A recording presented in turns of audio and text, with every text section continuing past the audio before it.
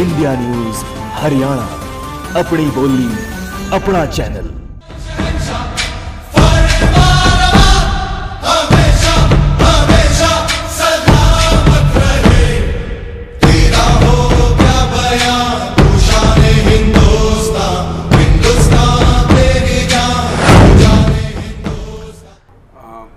उम्मीदवारों के नाम पर आने के पहले मैं एक और चीज़ आपके ध्यान में लाना चाहूँगा जी। पिछले 10 सालों के अंदर जब परिसीमन जो पिछला हुआ सन 2001 की जनगणना के आधार पर हुआ और उसके बाद जो हरियाणा की विभिन्न कॉन्स्टिट्यूएंसीज में जो अंतर आया है उसकी ओर आपका ध्यान आकर्षित करना चाहता हूँ, क्योंकि शहरीकरण बढ़ा है इन 10 सालों के अंदर। 2009 की लोकसभा चुनाव और अभी की लोकसभा चुनाव, इन 5 साल में ही कितना बड़ा अंतर है, पहले वो आंकड़े से समझ लीजिए। हम सर वो अंतर समझे, इससे पहले हम अपने दर्शकों को बता दें कि हम ग्राफिक्स के जरिए उन्हें ये दिखाने की कोशिश कर रहे हैं कि फरीदाबाद लोकसभा क्षेत्र में 2009 के आंकड़ों के मुताबिक जो विधानसभा के नतीजे हैं वो क्या है।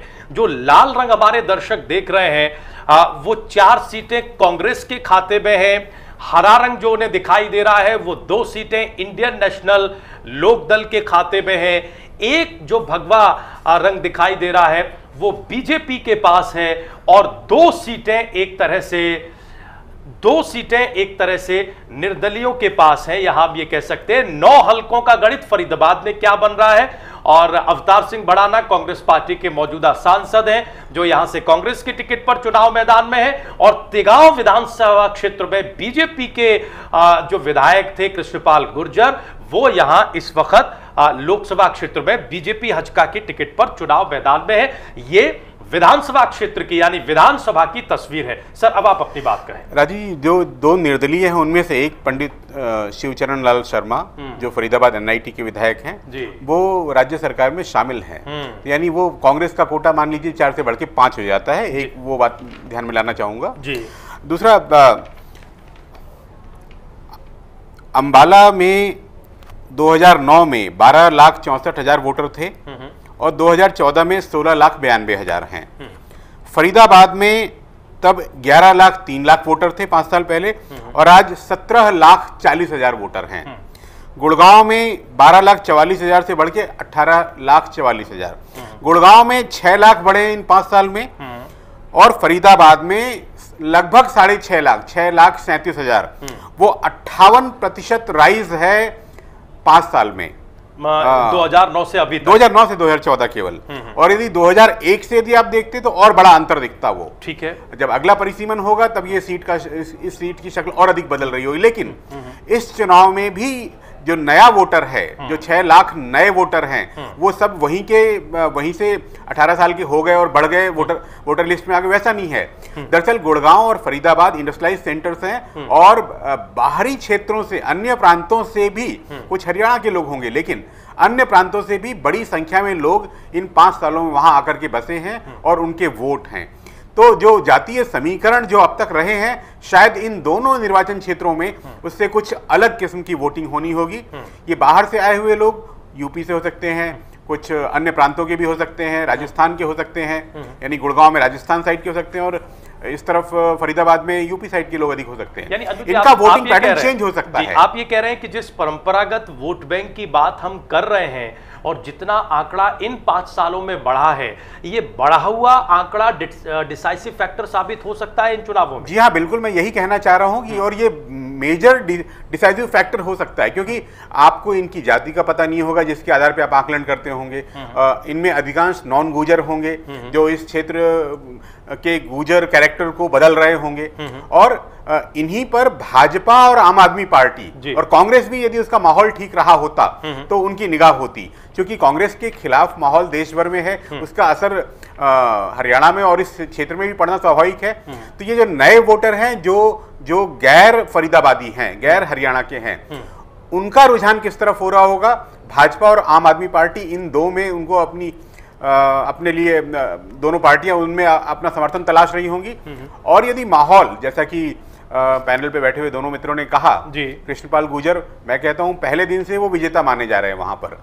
तो ऐसे में फरीदाबाद के अंदर और एनआईटी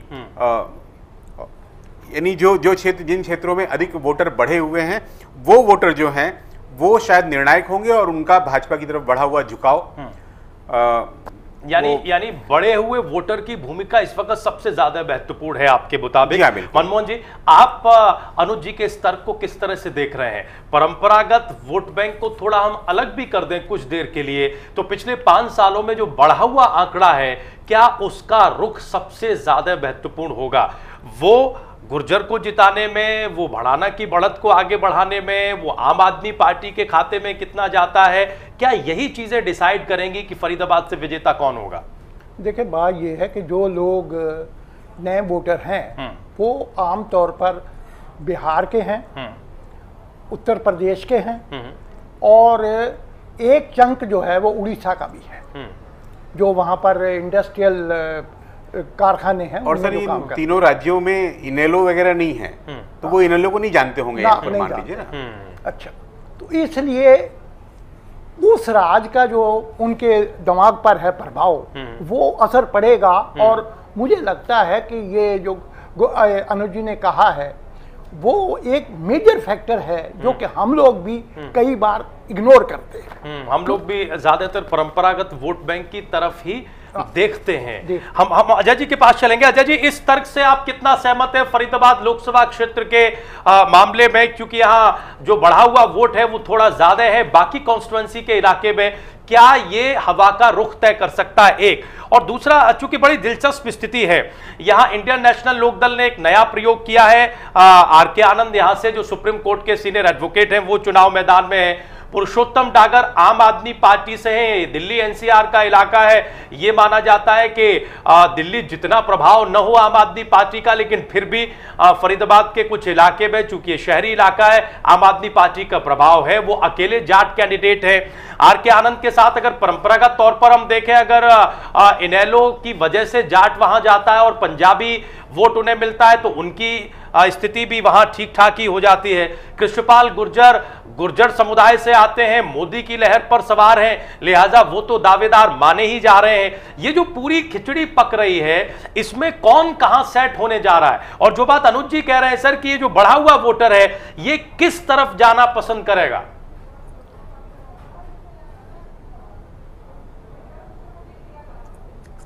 राजीव जी, मैंने आपको ये दिया दो, मैंने पहले ही कहा कि जो यहाँ 2 लाख वोटर है, वो वोटर बेसिकली प्रवासी है, जो यहाँ पर कामगार है, आया हुआ है। और उसका असर ये है कि वो यहाँ पर बड़ी डिसाइडिंग पोजीशन में होता है, क्योंकि वो जिस करवट बैठता है, मतलब ये मान लीजिए कि ऊंट उधर ही चला जाता है, क्योंकि उसकी वजह है। आप पीछे भी आप देखिए, ये भड़ाना की जीत में एक बड़ा कारण ये लोग बनते रहे हैं, पीछे भी बने हैं, और भड़ाना धनबल में काफी मजबूत माने जाते हैं। तो इसलिए आप ये चीज तो आप मान के चलिए कि वो पढ़ा हुआ वोटर और जो ये पूरा आया हुआ बाहर से वोटर है प्रवासी, ये ही यहाँ पे डिसाइडिंग पोजीशन में होगा। और उसका यहाँ पर लोकल पार्टीज से कोई बहुत बड़ा वो नहीं होता। वो यहाँ पर बेसिकली 2 पार्टियों को ही देख रहा है, कांग्रेस को और भारतीय जनता पार्टी को। और जब वो देखता है तो जो यूपी, चूंकि ये यूपी से सटा हुआ हिस्सा है, यूपी का यहाँ बड़ा प्रभाव रहता है। यदि आप पिछले चुनाव में देखिए तो यहाँ बहुजन समाज पार्टी बड़ा अच्छा परफॉर्म करती रही है। जी, चेतन शर्मा बीएसपी की टिकट पर पिछला चुनाव लड़े थे। पार्टी के रामचंद्र बैंदा भी यहाँ से 3 बार चुनाव जीते। मैं वही कह रहा हूं कि बीएसपी अच्छा परफॉर्म करती रही है। तो इन सब चीजों को आप यदि लेंगे तो कहीं ना कहीं आप ये पाएंगे यहाँ पर ये सब एक भूमिका अदा करते हैं। तो जो इस बार लहर है उसका एक फायदा, उसके बाद में आम आदमी पार्टी का प्रत्याशी आने से वो वोट कटेगा। जो वोट की उम्मीद की जा रही थी कि वो वोट कहीं ना कहीं कांग्रेस और भाजपा में बटेगा, वो दोनों को डेंट मारेगा। और उसका नतीजा ये होगा कि उसका न किसी को फायदा होने जा रहा है, न कोई नुकसान होने जा रहा है। तीसरी चीज, जो आनंद साहब के आने से इनेलो यहाँ एक मजबूत पोजीशन में आएगी। जी, आपको यदि